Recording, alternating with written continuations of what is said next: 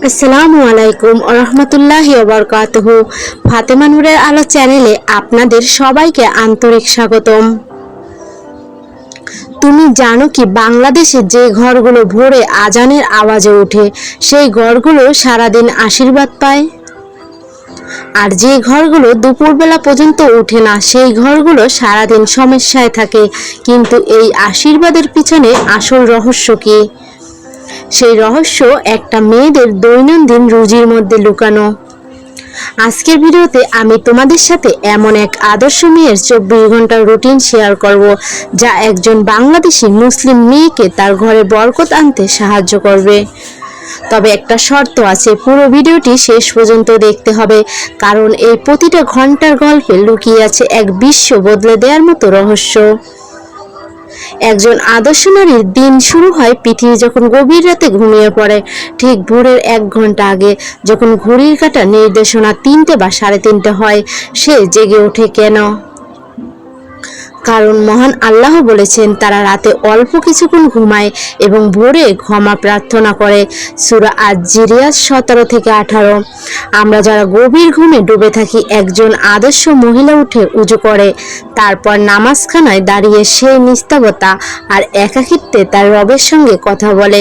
তাহাজ্জুদ নামাজ হলো 2 রেকাত, 4 রেকাত, 8 রেকাত, যতটা সম্ভব পড়ে। তারপর সিজদায় পড়ে কাঁদে, কখনো নিজের গুনাহের জন্য, কখনো পরিবারের জন্য, কখনো উম্মাহের জন্য। এই সময়টা সবচেয়ে শক্তিশালী, কারণ রাসূল সাল্লাল্লাহু আলাইহি সাল্লাম বলেছেন তাহাজ্জুদের সময় আল্লাহ আকাশে নেমে আসেন এবং বলেন, যে কেউ আমাকে কিছু চায় আমি তাকে দিব, যে কেউ ক্ষমা চায় আমি তাকে মাফ করব। বুখারী 1145। এই সময় দোয়াগুলো কবুল হয়। এই সময় আল্লাহর ডাকে যা চাই সবই কবুল হয়। কিন্তু প্রথমে একটা কথা বলি, জানো একটা আদর্শ মেয়ে তাহাজ্জুদের পরে কি করে? শুধু নামাজ পড়ে না, সে ঠিক এই সময় নিজের পুরো দিনের প্ল্যান সাজিয়ে নেয়। কারণ সে জানে আল্লাহর নামে শুরু হওয়া দিনটাই আল্লাহ চালাবে। আসো বলে নেই কেমন করে তুমি তোমার পুরো দিনটা প্ল্যান করতে পারো। ফজরের আজানের সময় আদর্শ মেয়ে পিছু ফিরে শুয়ে পড়ে না। অনেকে বলে ফজরের পর একটু ঘুমিয়ে নাও, কিন্তু নয়। আল্লাহর রাসূল সাল্লাল্লাহু আলাইহি সাল্লাম বলেছেন, রাসূল সাল্লাল্লাহু আলাইহি সাল্লাম বলেন, যে ফজরের নামাজ পড়ে সে আল্লাহর হেফাজতে থাকে। সে ফজরের আগে 2 রেকাত সুন্নাত, 2 রেকাত ফরজ নামাজ পড়ে। তারপর বসলেই সকালে আজকের পরে সুবহানাল্লাহ 33 বার, আলহামদুলিল্লাহ 33 বার, আল্লাহু আকবার 33 বার। তারপর আয়াতুল কুরসি, সূরা ইখলাস, সূরা ফালাক, আর পরে সূরা নাস 3 বার। এই কাজগুলো তাকে সারাদিন আল্লাহর হেফাজতে রাখে। তারপর সে কোরআন পড়ে। সকালটা কোরআন মুখস্থ করার জন্য সবচেয়ে ভালো সময়, কারণ তখন মস্তিষ্কটা ফ্রেশ থাকে, মনের অবস্থা শান্ত। কিন্তু এখানে একটা কথা আরো আছে, তুমি জানো কি ফজরের পর একটা আদর্শ মহিলা কি করে কোরআন ছাড়াও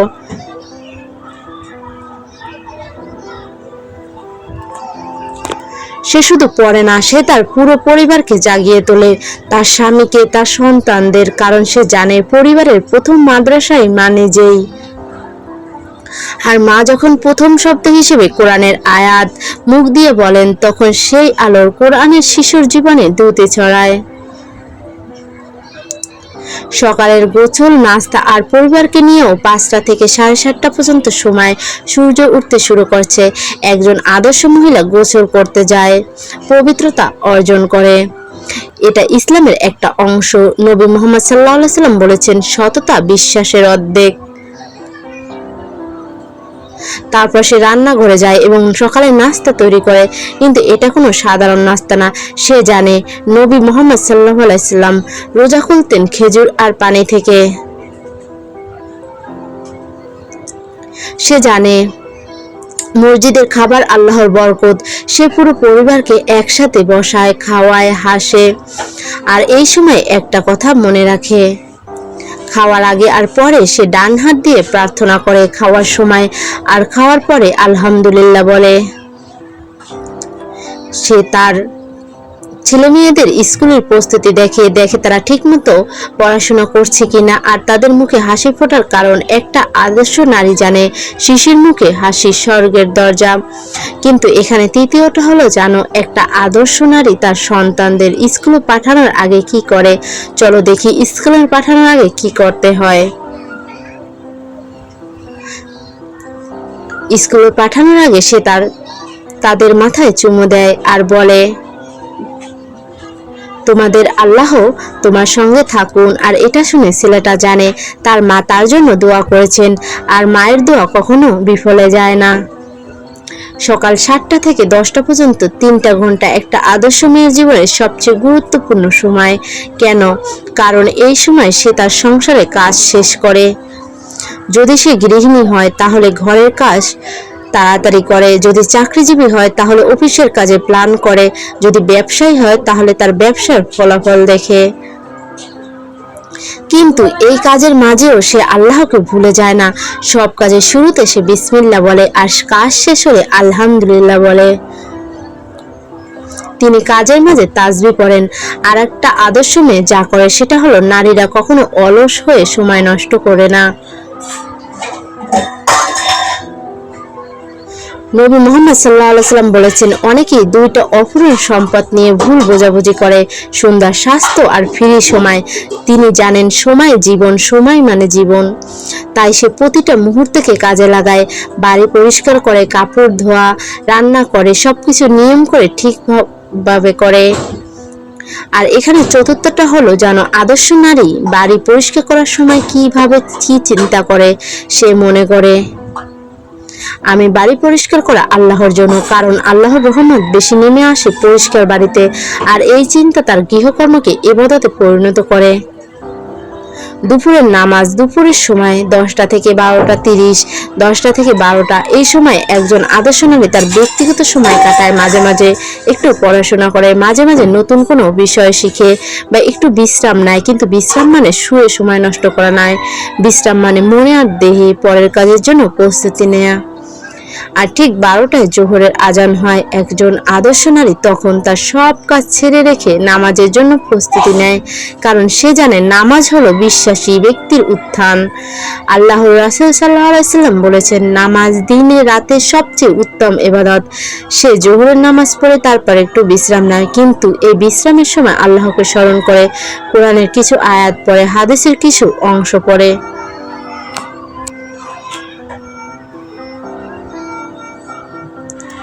কিন্তু এখানে একটা পঞ্চম কাজ আছে, জানো আদর্শ নারী দুপুরে এই সময় আরেকটি কাজ করে। সে নামাজ পড়ে তার স্কুলে থাকা বাচ্চাদের জন্য, সে নামাজ পড়ে তার বড় হওয়া বাচ্চাদের জন্য, কারণ মায়ের দোয়া বাচ্চাদের জন্য একটা ঢালের মতো কাজ করে।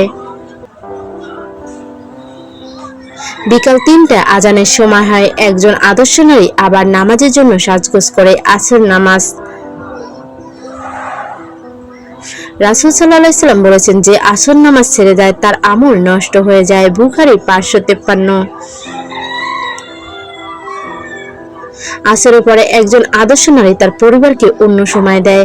বাচ্চারা স্কুল থেকে ফিরে এসেছে, সে তাদের গল্প শোনে, সে তাদের ধর্মীয় অভিজ্ঞতা জানতে চায়, তাদের সমস্যাগুলো বোঝার চেষ্টা করে এবং তার বাচ্চাদের সময় কাটায়, তার সন্তানদের সাথে কিছু সময় কাটায়। হয়তো তাদের হোমওয়ার্কে সাহায্য করে, হয়তো তাদের জন্য কোরআন পড়ে, হয়তো তাদের ইসলামিক গল্প শোনায়। কিন্তু এখানে ষষ্ঠ কথা আছে, জানো কি একজন আদর্শ নারী তার সন্তানদের কি শেখায়? সে শুধু পড়াশোনা করতে শেখায় না, ভদ্রতা শেখায়। বাপের সামনে হাঁটার সময় মাথা নত করতে বলে। সে তাদের বয়োজ্যেষ্ঠদের সালাম দিতে বলে। আল্লাহকে ভয় করতে বলেছে, কারণ তিনি তোমাদের দেখছেন। এটাই সেই শিক্ষা যা একদিন তাদের সন্তানদের সফল করে তুলবে। 6টার মাগরিবে আজান পরে এক আদর্শ নারী আবার উঠে নামাজের জন্য দাঁড়ায়। মাগরিবের নামাজ দিনের শেষ আলোতে রঙিন সূর্যাস্তের আকাশের নিচে সে তার পালনকর্তার সামনে সিজদা করে। মাগরিবের পর রান্নাঘরে যায় ইফতার প্রস্তুত করতে, কিন্তু এটা কোনো সাধারণ খাবার নয়। সে জানে যে সে যে খাদ্য তৈরি করছে সে তার পরিবারের জন্য, আর পরিবারের জন্য কাজ করা হলো এটাও একটা ইবাদত। আল্লাহর রাসূল সাল্লাল্লাহু আলাইহি সাল্লাম বলেছেন, তোমাদের মধ্যে সেরা সেই ব্যক্তি যে তার পরিবারের প্রতি সেরা আচরণ করে। তিরমিজি 3895। সে রান্না করে, পুরো পরিবারকে একসাথে বসায় এবং খাওয়ায়। সে কথা বলে, হাসে, কিন্তু এমন সময় তার মনে একটা কথা থাকে, খাওয়ার আগে বিসমিল্লাহ, খাওয়ার পরে আলহামদুলিল্লাহ। কিন্তু এখানে সপ্তম কথা আসে। তুমি জানো একটা আদর্শ নারী পরিবারে খাচ্ছে এমন সময় কি করে? সে শুধু খাবার পরিবেশন করে কি, নাকি এমন একটি কাজ করে যেটা তাকে পরিবারের সবার কাছে প্রিয় করে তোলে? চলো এটা নিয়ে কথা বলি। সে যখন পরিবার নিয়ে খাচ্ছে তখন পরিবারের প্রত্যেকের মুখ চেক করে, দেখে কত খেয়েছে, কার মুখে হাসি, কার মুখে চিন্তা, আর বুঝতে পারে পরিবারের ভিতরে কি চলছে। এটা বোঝাপড়াই তাকে করে আদর্শ স্ত্রী, আদর্শ মা। রাত 8টা বাজে ঈশার আজানের সময়। আদর্শ নারী আবার উঠে নামাজ পড়ার জন্য। ঈশার নামাজ দিন শেষ 4 ফরজ 4 রেকাত, তারপর এশার আগে 3 রেকাত। এশার পরে সে কিছু সময় পরিবার নিয়ে কাটায়, হয়তো কোরআন পাঠ করে, হয়তো হাদিস পড়ে, হয়তো পরিবারের সঙ্গে সময় কাটায়। কিন্তু এই সময় সে আরেকটা গুরুত্বপূর্ণ কাজ করে। সে তার পরিবারের সঙ্গে দোয়া করে, তার স্বামীর জন্য দোয়া করে, তার সন্তানদের জন্য দোয়া করে, তার বাবা মার জন্য দোয়া করে। আল্লাহর রাসূল সাল্লাল্লাহু আলাইহি ওয়াসাল্লাম বলেছেন, দোয়া ইবাদতের মূল। তিরমিজি 3331। কিন্তু এখানে অষ্টম বিষয়টা আছে, তুমি জানো কি? একজন আদর্শ নারী এই রাতে এই সময় আরেকটা কাজ করে। সে তার স্বামীর জন্য দোয়া করে। সে দোয়া করে আল্লাহ যেন তার স্বামীকে সফলতা দান করেন। সে দোয়া করে আল্লাহ যেন তাদের দাম্পত্য জীবন বরকত করেন। এবং এই দোয়ার কারণে একদিন স্বামী তার স্ত্রীকে বলে, তুমি আমার জান্নাত। রাত 9টা থেকে 10টা পর্যন্ত এই সময় একজন আদর্শ নারী তার দিনের হিসাব রাখে। সে মনের মধ্যে ভাবে দিনের সব ভালো মন্দ কাজ, তারপর সে তওবা করে, আল্লাহর কাছে ক্ষমা চায়। কারণ সে জানে মানুষ ভুল করে, কিন্তু ভুল স্বীকার করা এবং প্রায়শ্চিত্ত করা হলো একজন বিশ্বাসীর লক্ষণ। আল্লাহর রাসূল সাল্লাল্লাহু আলাইহি ওয়াসাল্লাম বলেছেন, যিনি রাতে ঘুমানোর আগে প্রায়শ্চিত্ত করে বা তওবা করে, যদি তিনি মারা যান তাহলে তিনি শহীদে মারা যাবেন। তিরমিজি 3531। তারপর সে ঘুমানোর জন্য প্রস্তুতি নেয়, উজু করে, ডান পাশে শোয়। ঘুমানোর আগে 3 বার আয়াতুল কুরসি, সূরা ইখলাস, সূরা ফালাক, সূরা নাস 3 বার পড়ে। কিন্তু এখানে নবম পয়েন্টটা আছে, তুমি কি জানো একজন আদর্শ মহিলা ঘুমানোর আগে শেষে কি বলে, আর ঘুমানোর আগে তোমার কি বলা উচিত? একজন আদর্শ নারীর মতো ঘুমানোর আগে একজন আদর্শ নারী বলে, বিসমিকা আল্লাহুম্মা আমুতু ওয়া হিয়া। হে আল্লাহ, তোমার নামে আমি মরি আর জীবন লাভ করি। এটা বলে সে ঘুমায়, কারণ সে জানে ঘুম মানে মৃত্যুর ছোট ভাই। কিন্তু এটা শুধু একটা রুটিন না, এটা একটা জীবনযাপন, নিজস্ব ধরন। এটা একটা মিশন, এটা একটা অঙ্গীকার, নিজেকে নিয়ে, নিজের পরিবারের জন্য, সমাজের জন্য। আর সবচেয়ে গুরুত্বপূর্ণ, আল্লাহর প্রতি যদি মনে হয় এই রুটিনটা তোমার কাছে কঠিন, তাহলে আমি বলবো ছোট থেকে শুরু করো। একদিনে সবকিছু পরিবর্তন করার চেষ্টা করো না।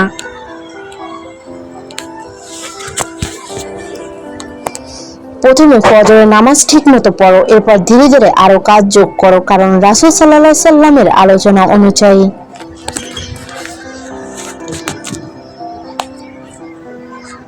আল্লাহর উপর শান্তি বর্ষিত হোক বলেছেন, আল্লাহর কাছে সবচেয়ে প্রিয় কাজ হলো নিয়মিত করা কাজ, যদিও সেটা ছোট হোক না বড়। এবার আমি তোমাকে একটা ঘটনা বলি। এটা শুনে এই রুটিনটা মানা তোমার জন্য অনেক সহজ হয়ে যাবে। ঘটনাটা প্রায় 1400 বছর আগে। মদিনার একটা ছোট ঘর। একটা নারী ঘুম থেকে উঠে। রাতের অন্ধকারে এখনো কাটেনি, ঘড়ি বাজে 3টা। তার নাম ফাতিমা বিনতে মুহাম্মদ। আল্লাহ তার প্রতি শান্তি বর্ষিত করুক। হ্যাঁ, আমি ওই ফাতিমার কথা বলছি যিনি রাসূল সাল্লাল্লাহু আলাইহি সাল্লামের প্রিয় কন্যা ছিলেন, যে জননী জান্নাতের নারীদের নেত্রী ছিলেন, আলী রাদিয়াল্লাহুর স্ত্রী ছিলেন।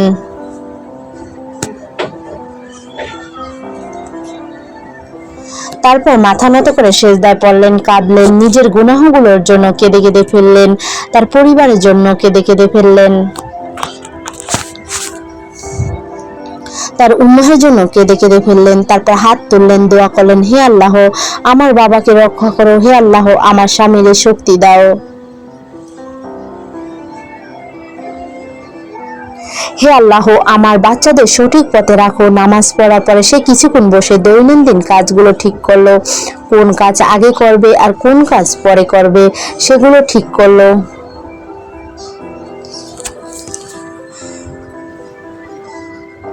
এই ছোট অভ্যাসটাই তাকে পুরো দিনটা সুন্দরভাবে ম্যানেজ করতে সাহায্য করছিল। ফজরে আজান হয়ে গেল, সে 2 রাকাত সুন্নাত আর 2 রাকাত ফরজ নামাজ পড়লো। ফজরে আজান হয়ে গেল, সে 2 রাকাত সুন্নাত আর 2 রাকাত ফরজ নামাজ পড়লো। তারপর বসে 33 বার সুবহানাল্লাহ, 33 বার আলহামদুলিল্লাহ আর 33 বার আল্লাহু আকবার পাঠ করলো।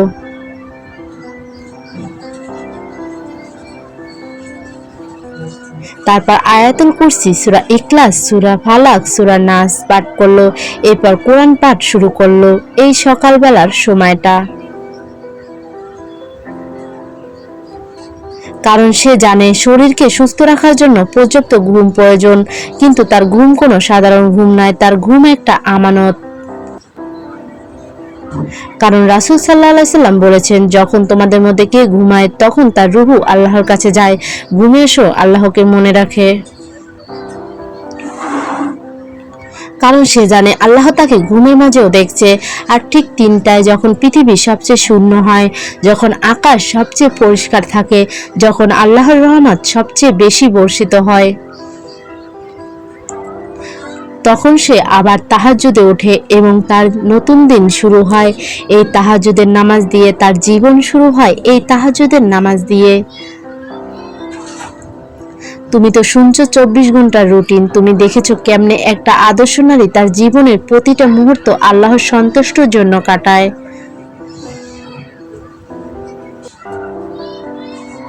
কোরআন তেলাওয়াত আর মুখস্থ করার জন্য এটা সবচেয়ে উপযুক্ত সময়।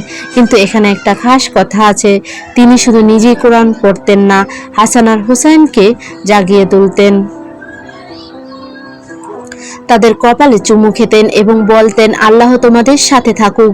তারপর তারা সবাই মিলে বসে কোরআন পড়তেন, এক একটা আয়াত পড়তেন, তারপর তার বাচ্চারা আবার পড়তো। এভাবে ছোট থেকে তাদের হৃদয়ে কোরআনের প্রতি ভালোবাসা জাগিয়ে তুলতেন। সূর্য ওঠার পর তিনি নিজেকে সারা পরিষ্কার করতেন, তারপর রান্নাঘরে গিয়ে পরিবারের জন্য নাস্তা তৈরি করতেন। তিনি জানতেন পরিবারের জন্য হালাল খাবার প্রস্তুত করা একটা ইবাদতের কাজ। সবাইকে তিনি বসিয়ে খাওয়াতেন, খাওয়ার আগে বিসমিল্লাহ বলতে শিখিয়েছিলেন। তিনি জানতেন পরিবারের জন্য হালাল খাবার প্রস্তুত করাও একটা ইবাদতের কাজ। সবাইকে তিনি বসিয়ে খাওয়াতেন, খাওয়ার আগে বিসমিল্লাহ বলতে শিখিয়েছিলেন। সে এক কাজ সুন্দরভাবে শেষ করে তারপর আরেকটা কাজ শুরু করত, এতে সময় বাঁচত আর কাজও পরিপাটি হতো। একদিন আলী রাসূল সাল্লাল্লাহু আলাইহি সাল্লামের সঙ্গী বলল, ফাতিমা, তোমার ক্লান্ত লাগে না? সে হেসে বলল, যখন আল্লাহর জন্য কিছু করো ক্লান্ত হলেও আর পস্তায়ও না। দুপুরবেলায় জোহরের আজান হলো, সে সব কাজ থামিয়ে জোহরের নামাজ পড়ল।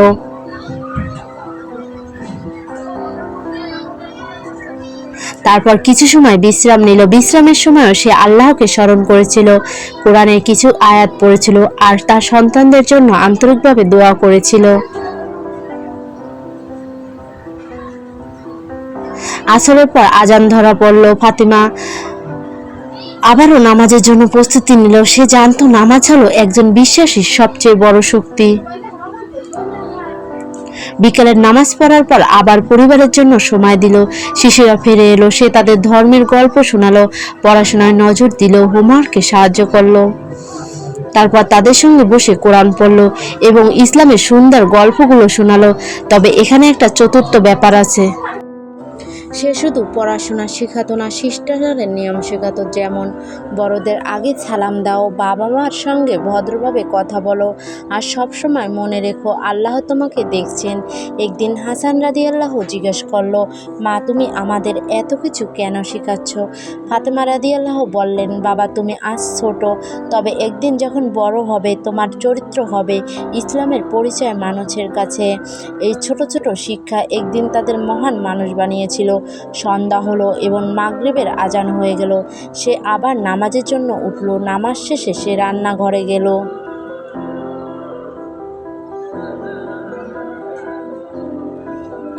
সে তার পরিবারের জন্য রাতের খাবার বানিয়েছিল। সে জানতো পরিবারের জন্য ভালোবাসা দিয়ে রান্না করাও ইবাদতের এক অংশ। যখন খাবার তৈরি হলো সে সবাইকে বসিয়ে আর খাবার খেতে বসলো।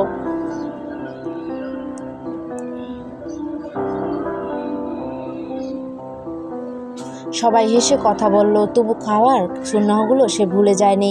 বিসমিল্লাহ দিয়ে শুরু করা, ডান হাতে খাওয়ার, শেষে আলহামদুলিল্লাহ বলা। কিন্তু এখানে পঞ্চম জিনিসটা আছে।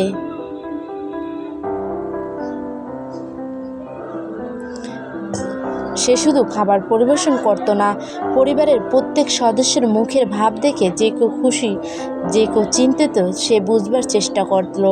একদিন আলী রাদিয়াল্লাহু ফাতিমাকে জিজ্ঞেস করলেন, তুমি কেন আমাদের এমনভাবে দেখছো? সে হাসতে হাসতে বলল, আমি শুধু মুখটাই দেখি না, তোমাদের চিন্তা বোঝার চেষ্টা করি।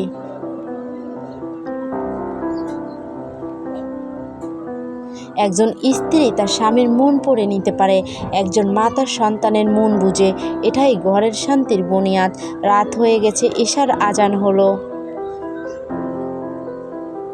ফাতিমা এশা এবং অন্যান্য নামাজ পড়লো, তারপর কিছু সময় পরিবারের সময় কাটালো, কোরআন পড়লো, হাদিস শুনলো এবং সবার সঙ্গে দোয়া করলো। কিন্তু এখন শোনো ষষ্ঠটা কি। সে প্রতিদিন রাতে আলাদা করে তার স্বামীর জন্য দোয়া করত, আল্লাহ তাকে শক্তি দিন, হালাল রুজি দিন আর তাদের বিবাহিত জীবনে বরকত দিন। এই দোয়াটা ছিল তার নিয়মিত অভ্যাস।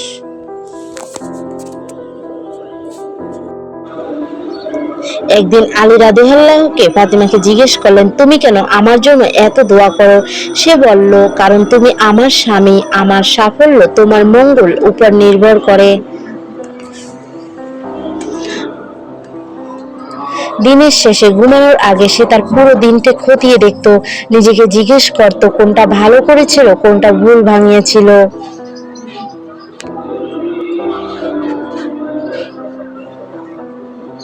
তারপর আল্লাহর কাছে তওবা করত। তওবা করার পর সে ডান পাশ দিয়ে শুয়ে আয়াতুল কুরসি, সূরা ইখলাস, সূরা ফালাক আর সূরা নাস পড়ত। তারপর বলবে, বিসমিল্লাহ, ও আল্লাহ আমি তোমার সালাম জানাই। এই দোয়া করার পর সে ঘুমিয়ে পড়ত, কারণ সে জানতো ঘুম মৃত্যুজনিত ছোট ভাই। আর প্রতিটি নতুন সকাল আল্লাহর পক্ষ থেকে নতুন জীবন।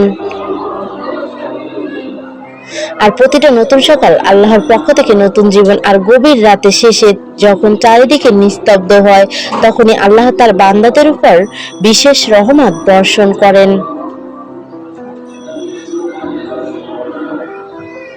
তারপর সে আবার উঠত তাহাজ্জুদ পড়ার জন্য। এভাবে তার প্রতিটি নতুন দিন শুরু হতো আল্লাহর ইবাদত দিয়ে, আর প্রতিটি মুহূর্ত কেটে যেত আল্লাহর সন্তুষ্ট অর্জনের চেষ্টা করে।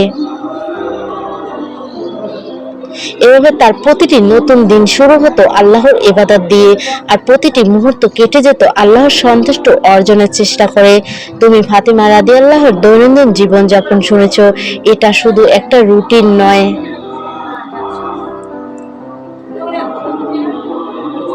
এটা আল্লাহর পথে একটা জীবনযাপন। প্রতিটি কাজের পেছনে ছিল সঠিক নিয়ত, প্রতিটি মুহূর্তে ছিল ইবাদতের অনুভূতি। ফাতিমা রাদিয়াল্লাহু একজন মহান মহিলা ছিলেন। তার জীবন আমাদের শেখায়, যখন আমরা আল্লাহর সন্তুষ্টির দিকে মনোযোগ দিই তখন সাধারণ কাজও অসাধারণ একটা ব্যাপার তৈরি হয়ে যায়। আর এখন জানো কি হবে? যদি তুমি একবার এই রুটিনটা শুরু করো, 1 মাস পরে নিজেই বুঝতে পারবে তোমার জীবন কতটা বদলে গেছে। মন শান্ত হয়ে যাবে, তোমার পরিবারের উপরে বরকত দেবে, তোমার সন্তানরা তোমার কাছ থেকে শিখবে আর একদিন তারাও আদর্শ মানুষ হয়ে যাবে।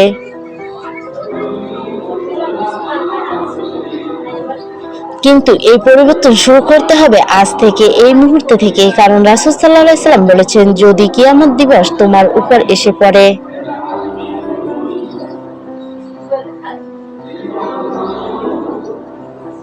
আর তোমার হাতে একটা গাছের চারা আছে, তাই তো তাহলে একে লাগাও, আজ থেকে শুরু করো, আজ থেকে বদলাও নিজেকে, আজ থেকে একজন আদর্শ নারী হওয়ার প্রথম পদক্ষেপ নাও।